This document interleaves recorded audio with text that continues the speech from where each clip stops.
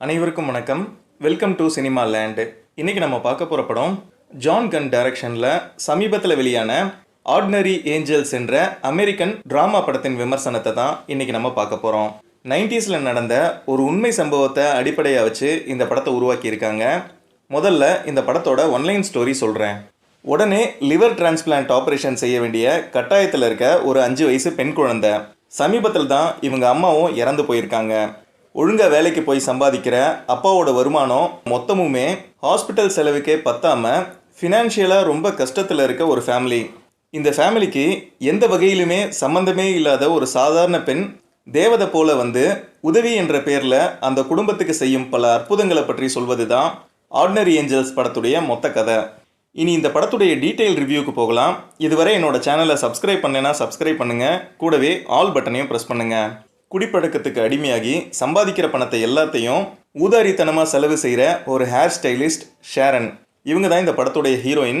நாளுக்கு நாள் ஷேரனோட நிலைமை மோசமாவது தெரிஞ்சு கவுன்சிலிங்க்கு அனுப்பி வைக்கிறாங்க ஷேரனோட முதலாளி.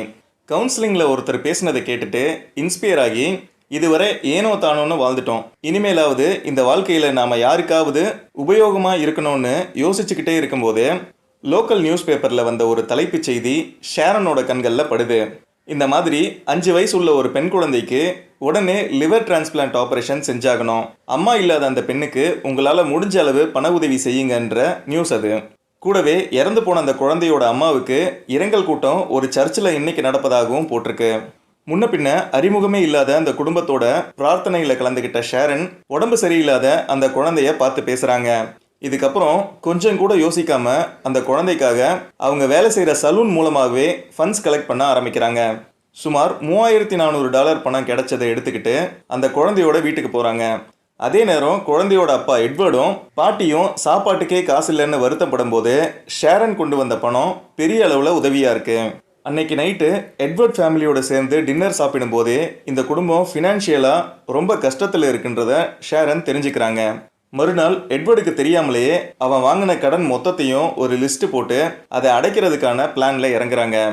எட்வர்டு இப்போ இருக்க வீட்டை விற்றாதான் ஓரளவு தப்பிக்க முடியும் என்ற நிலைமையில வீட்டை விற்கிறது சம்பந்தமாக ஷேரன் சொன்ன யோசனையை கேட்டுட்டு டென்ஷன் ஆகிறான் எட்வர்டு. இருக்கிற இந்த வீட்டையும் விற்றுட்டு குழந்தைகளுக்கு நான் என்னத்தை விட்டுட்டு போவேன், இதுவரை நீங்கள் செஞ்ச உதவியே போதும், தயவு செஞ்சு கிளம்புங்கன்னு ஷேரன் கூட சண்டை போடுறான் எட்வர்டு. அங்கேருந்து கிளம்புற ஷேரன் அதோட விட்டுடாம நேராக ஹாஸ்பிட்டலுக்கு போகிறாங்க.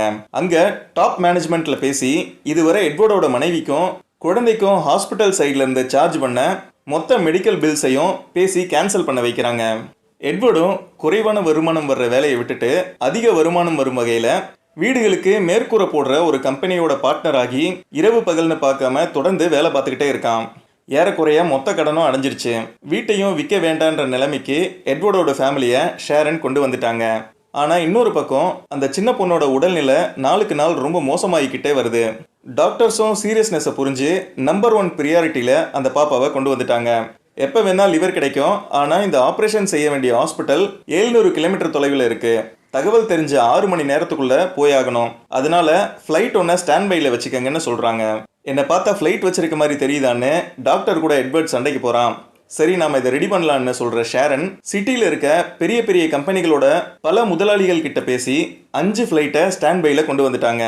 இதுக்கிடையில் பிரிஞ்சிருக்க தன்னோட மகனை நேரில் சந்தித்து பேசுகிறாங்க ஷேரன். அம்மா முன்ன மாதிரி தான் பொறுப்பே இல்லாமல் இன்னும் குடிச்சிட்டு தான் இருப்பாங்கன்னு நினச்சி ரொம்ப ஹர்ட் பண்ணிட்டாங்க. ரொம்ப வருத்தத்தில் இருக்க ஷேரன் எட்வர்ட் வீட்லேயே குடிச்சிட்டு பொண்ணுங்க முன்னாடியே ஏதேதோ உளர பொண்ணுங்க 2 பேரும் பயந்து அப்பா கிட்ட கம்ப்ளைண்ட் பண்ண ஷேரன் இந்த குடும்பத்தை விட்டு சுத்தமாக விலக வேண்டிய சிச்சுவேஷன் ஏற்படுது. இதுக்கப்புறம் பனிகாலம் தொடங்குது. தொடர்ந்து ஏற்பட்ட பனிப்பொழிவால் பல சாலைகள் மூடப்பட்டு சுத்தமாக டிரான்ஸ்போர்ட்டே இல்லாத சமயத்தில் லிவர் கிடைக்குது. கைவசம் ஃப்ளைட்டு இருந்தும் ஏர்போர்ட்டுக்கு போக முடியல. இதுக்கப்புறம் என்னாச்சு, அந்த சின்ன பொண்ணை காப்பாற்ற முடிஞ்சுதா இல்லையா என்பது தான் இந்த படத்துடைய மீதி கதை. இனி இந்த படத்தில் எனக்கு பிடிச்ச விஷயம், பிடிச்ச சீன்ஸ் எல்லாம் என்னென்னு சொல்கிறேன். நாம் கஷ்டத்தில் இருக்கும்போது அதை தீர்த்து வைக்க கடவுள் ஒரு தேவதையை அனுப்புவதா சொல்லுவாங்க. ஆனால் இந்த கதையில் கடவுள் ஒரு சாதாரண பொண்ணை அனுப்பி வைக்கிறாரு. அவளுக்கே 1000 பிரச்சனை இருக்குது. அந்த பொண்ணு வந்து கற்பனை செஞ்சு கூட பார்க்க முடியாத அளவுக்கு பல அற்புதங்கள் செஞ்சு ஒரு ஃபேமிலியை காப்பாற்றுவது தான் இந்த படத்தோட கதை. நான் ஏற்கனவே சொன்ன மாதிரி 90s நடந்த ஒரு உண்மை சம்பவம், அதன் ரியல் ஃபுட்டேஜை கிளைமேக்ஸில் காட்டியிருக்காங்க. நல்ல ஸ்க்ரீன் பிளே ரைட்டிங், டெக்னிக்கல் விஷயங்கள் எல்லாமே இந்த படத்துக்கு சிறப்பாக அமைஞ்சிருக்கு. பெர்ஃபார்மன்ஸ்னு பார்க்கும்போது ஷேரன் கேரக்டரில் நடித்த ஹில்லரி ஸ்வாங்க். இவங்க நடித்த பல படங்களை நம்ம பார்த்துருக்கோம். இவங்களோட கெரியர் பெஸ்ட்டே இந்த படம் தான் சொல்லுவேன். அந்த அளவுக்கு இவங்களோட ஆக்டிங் ரொம்ப யதார்த்தமாக இருந்தது. அடுத்தபடியாக எட்வர்ட் கேரக்டரில் நடித்த ஆலன் ரிச்சர்ட்சனோட பெர்ஃபார்மன்ஸ் நல்லா இருந்தது. நாம உண்டு நம்ம வேலை உண்டுன்னு வாழ்ந்துட்டு இருக்க நமக்கு இந்த படத்தை பார்த்த பிறகு பலனை எதிர்பார்க்காம மற்றவங்களுக்கு ஏதோ ஒரு சின்ன உதவியாவது செய்யணுன்ற எண்ணம் தோண ஆரம்பிக்கும். குறிப்பாக சூப்பர் ஸ்டார் ரஜினிகாந்த் நடித்த படங்களை பார்க்கும்போது எப்படி நமக்கு ஒரு எனர்ஜியும் நம்பிக்கையும் கிடைக்குமோ அதே ஃபீலை இந்த படம் எனக்கு கொடுத்துச்சு. உங்களுக்கும் இந்த படம் ரொம்ப பிடிக்கும். ஹைலி ரெக்கமெண்டட் ஃபீல் குட் படம். பார்த்து என்ஜாய் பண்ணுங்க. மீண்டும் ஒரு நல்ல படத்தோடு உங்களை நான் சந்திக்கிறேன். இந்த வீடியோ உங்களுக்கு பிடிச்சிருந்தா லைக் பண்ணுங்க. மறக்காம என்னுடைய சேனலை சப்ஸ்கிரைப் பண்ணுங்க. நன்றி, வணக்கம்.